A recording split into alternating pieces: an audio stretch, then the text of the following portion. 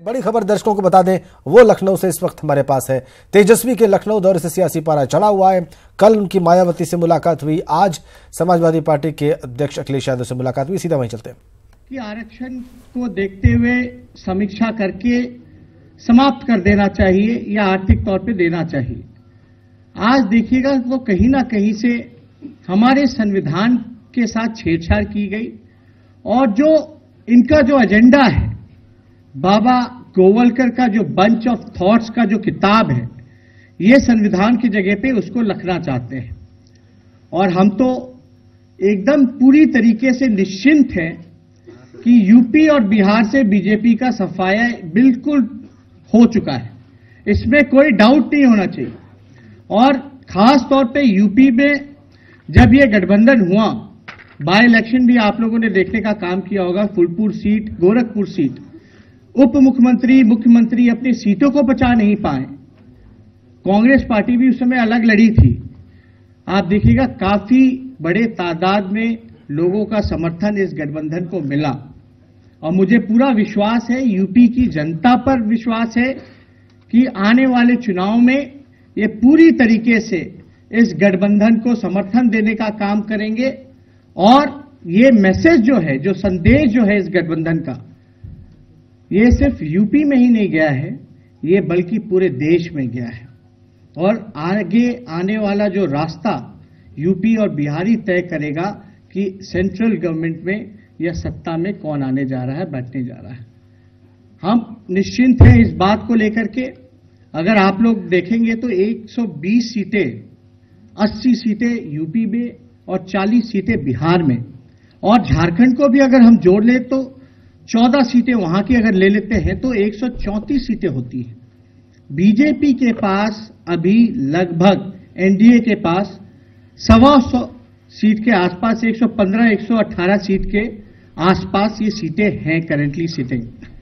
ये गठबंधन होने से आप समझिए, बिहार में जिस प्रकार से हम लोग मजबूत हुए हैं, वहां जिस प्रकार से हम लोगों का महागठबंधन बना है, और झारखंड में भी जिस प्रकार से एकजुट हो रहे हैं लोग, मुझे पूरा विश्वास है कि बीजेपी तो ऑटोमेटिकली आप समझिए कि 100 सीट माइनस पे चली जाएगी। और बाय इलेक्शन में ही बीजेपी अल्पमत में हो गई थी। पहले वो बहुमत अपने बलबूते पे थी, लेकिन बाय इलेक्शन के रिजल्ट के बाद वो अल्पमत में चली गई और भारी नाराजगी लोगों की है। मजदूर हो, किसान हो, हर जात का लोग हो, हर धर्म का लोग हो, हर वर्ग का लोग हो, बीजेपी से कोई खुश नहीं। बीजेपी के लोगों ने बहुत बड़े बड़े सपने दिखाने के काम किया। बिहार को भी आए थे ठगने, वहां तो बिहार की बोली लगा दी गई थी। चुनाव में 2015 के उन्होंने बोली लगाई प्रधानमंत्री जी ने कि बिहार को वो स्पेशल पैकेज देंगे, 70,000 करोड़ दूं, 80,000 करोड़ दूं, 90,000 करोड़ दूं, चलो 1.25 लाख करोड़ का पैकेज दिया। आज तो हम अपने चाचा नीतीश जी से पूछते हैं, आप मुख्यमंत्री हो, साथ में चले गए धोखा देके, जनादेश का अपमान करके।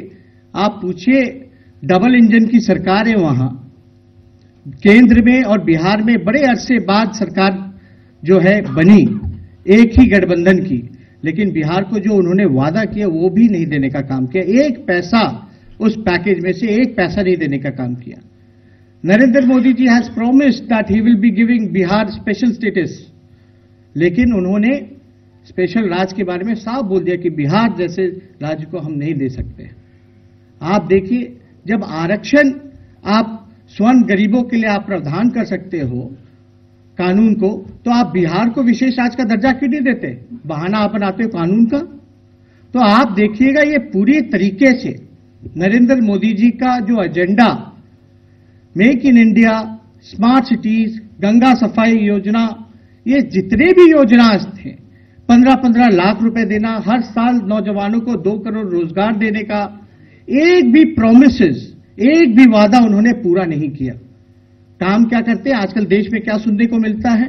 लिंचिंग होते हैं हर जगह, मॉब लिंचिंग हो रहा है, सोसाइटी को कम्युनलाइज किया जा रहा है, जहर फैलाया जा रहा है, और जातिवाद का पूरी तरीके से, जितने बड़ी बीजेपी और आरएसएस के लोग जातिवादी हैं, मेरे ख्याल से और कोई नहीं हो सकता। तो इसलिए देश को सही दिशा दिखाने के लिए, एक रास्ता दिखाने के लिए जो पहल और जो कदम आदरणीय अखिलेश जी ने उठाने का काम किया है, मायावती जी ने उठाने का काम किया है, इसके लिए हम पटना से चलकर तहे दिल से इनको बधाई देने के लिए यहां पर आए हैं।